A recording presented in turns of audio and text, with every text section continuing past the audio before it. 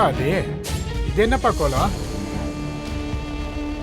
சட்டை கிழிஞ்சிருக்கு, முகத்துல காயம். என்ன நடந்துச்சு? அந்த ஜீவா தான் இவனை அடிச்சிருக்கான்.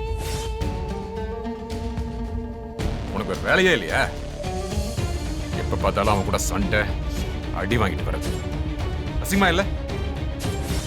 அதான் எதுவும் பண்ணாதான் அமைதியாருன்னு சொல்லியிருக்கான்ல. அங்க மீனாட்சிக்கு தாலி பிரிச்சு போட்டிருக்காங்க. அந்த தாலி அவனே வாங்கிட்டு போனான். அதை தடுக்க போனேன். அதை என்கிட்ட சொன்னா நான் பாத்துக்க மாட்டேனா? ஏன் தேவையில்லாம இப்படி பண்ணிட்டு இருக்க? இப்ப எதுக்கு அவனை திட்டுறீங்க? இது எல்லாத்துக்கும் காரணமே நீங்க தான். நானா? ஆமா, அன்னைக்கு மண்டபத்துல அவன் ஆதிய உதைச்சு தள்ளிட்டு தாலியை கட்டினான். அன்னைக்கு மட்டும் நீங்க இருந்திருந்தா இப்படி எல்லாம் நடந்திருக்குமா? உங்களுக்கு பிசினஸ் முக்கியமா போச்சு. ஏன் டென்ஷன் ஆகுற? உங்க மேல ஜீவாவுக்கு பயம் இல்லாம போச்சு. அவனுக்கு நீங்க யாருன்னு காட்டணும். இப்போ நாம எதுக்குமே அவசரப்படக்கூடாது. என் தம்பி அடிச்சிருக்கான், அவனை சும்மா விடணுமா? அது இவனோட முட்டாள்தனம். அக்கா, மாமா எதுவும் பண்ண போறதில்ல. அங்க அவன் மீனாட்சிக்கு புது தாலி கட்டிட்டான். திரும்ப அவனை ஜெயிக்கிறதுக்கு நான் விட மாட்டேன். இதை நானே பாத்துக்கிறேன்.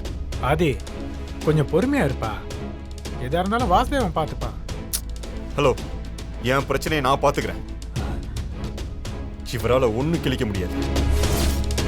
இந்த பாரு.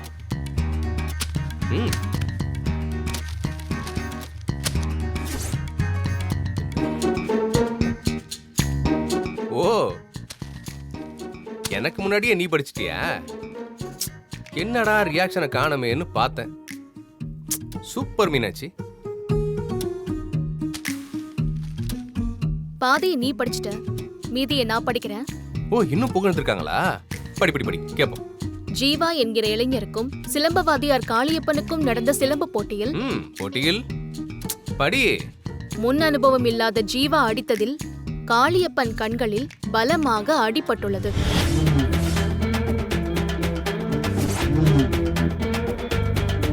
அவருக்கு கண் பார்வை போய்விட வாய்ப்புள்ளது என்ற அச்சத்தை மருத்துவர்கள் தெரிவித்துள்ளனர்.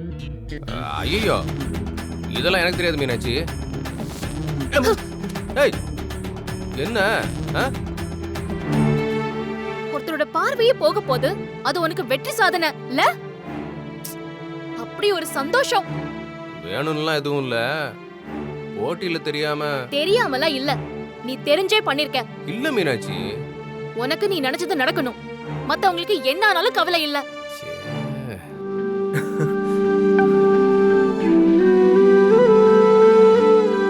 என்னங்க, இந்தாங்க சாப்பாடு. நேரத்துக்கு சாப்பிடுறதே இல்ல நீங்க.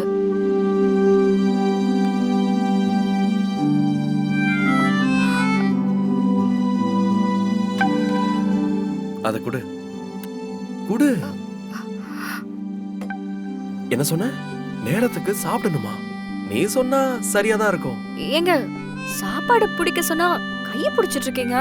ஏய், நீ முதல்ல உட்காரு. ஏங்க, உன்னை என்னைக்கும் கைவிட மாட்டேன்னு சொன்னல, அதான். டயலாக் எல்லாம் நல்லா தான் பேசுறீங்க, ஆனா செயல்ல எதுவும் காட்டுறது இல்ல. ஏய், என்ன இப்படி சொல்லிட்ட? அப்படிலாம் ஒண்ணும் இல்ல. பின்ன என்னங்க, ஒழுங்கா சாப்பிடுறேன்னு சொன்னீங்க, ஆனா ஒழுங்கா சாப்பிடவே மாட்டீங்க. ஓ, சாப்பாட சொன்னியா? சரி, நீ வேணா என் கூடவே வா. ஏன்? ஒழுங்கா நேரத்துக்கு சாப்பிட வை. ஆனா ஒண்ணு, நீ என் பக்கத்துல இருந்தோ எனக்கு பசியே இருக்காது. அது வேற பிரச்சனை. அது ஒரு பக்கம் இருக்கட்டும். நீ கூடவே இருந்தா இன்னும் நல்லாதான் இருக்கும். இருப்பியா தேனு?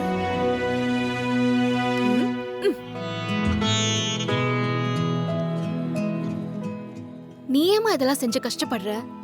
மா, நீ ரெஸ்ட் எடுமா, நான் பண்றேன். ஏய், இது என்ன பெரிய வேலையா என்ன? சொல்லு. அதுவும் இல்லாம இது நம்ம வீடு இல்ல. எவ்வளவு நேரம் தான் சும்மாவே இருக்கிறது? உட்கார்ந்து செய்யற வேலை தானே, ஒண்ணும் இல்ல. சொல்லு.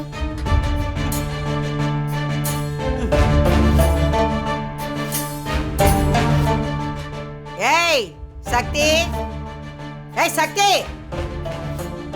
என்னங்க அத்தை? அத்தை, என்னாச்சு அத்தை? மணி என்னாச்சு பாத்தியா இல்லையா? வயிறு பத்திக்கிட்டு எரியுது. டிஃபன் இருக்கா இல்லையா? இருக்கத்த. அத நான் கேட்டாதான் கொண்டு வந்து கொடுப்பியா? உனக்கா கொண்டு வந்து கொடுக்கணும்னு தோணலையா? புது புது சொந்தக்காரங்களை பார்த்ததும் நான் இருக்கிறதே உனக்கு மறந்துருச்சுல்ல? ஏன் இப்படி கோவப்படுறீங்க? எல்லாம் ரெடியா தான் இருக்கு. அடியே, அடுப்படியில ரெடியா இருந்தா போதுமா? நான் தட்டு எடுத்துட்டு வந்தா இங்க நிக்கணுமா? அப்படிலாம் இல்ல அத்த. வருவீங்களேன்னு பார்த்தேன். வரதுக்கு முன்னாடி எடுத்து வச்ச இட்லி காஞ்சிராதா அத்த? என்ன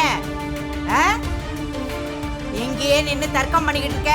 சக்தி, சும்மா நின்னு பதில் பேசாம முதல்ல அம்மாக்கு டிஃபனை கொண்டு வந்து கொடு. சரிங்க. நீங்க சாப்பிடுறீங்களா? நான் கேட்டேனா உன்ன? முதல்ல அம்மா கொண்டு வந்து கொடு போ. அம்மா இந்த எடுத்துட்டு வந்துருவா. நீ உட்காருமா, உட்காரு, உட்காருமா.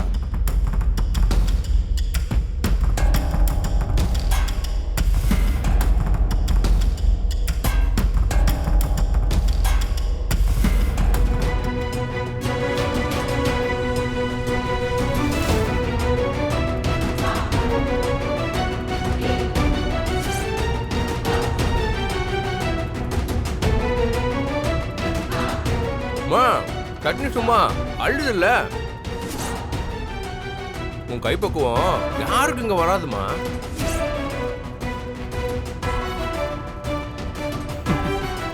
இதை சாப்பிட்றதுக்கு சில பேருக்கு கொடுத்து வைக்கல. நம்ம என்ன பண்ண முடியும்?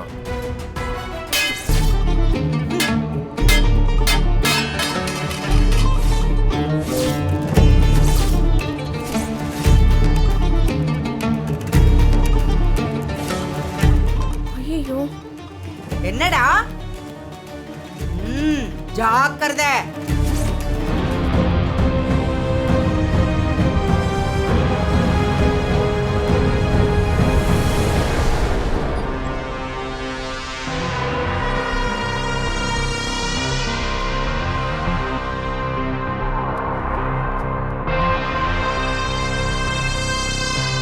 பெட்ரோல் போட்ட ரசீது வரணும் சொல்லிட்டேன்.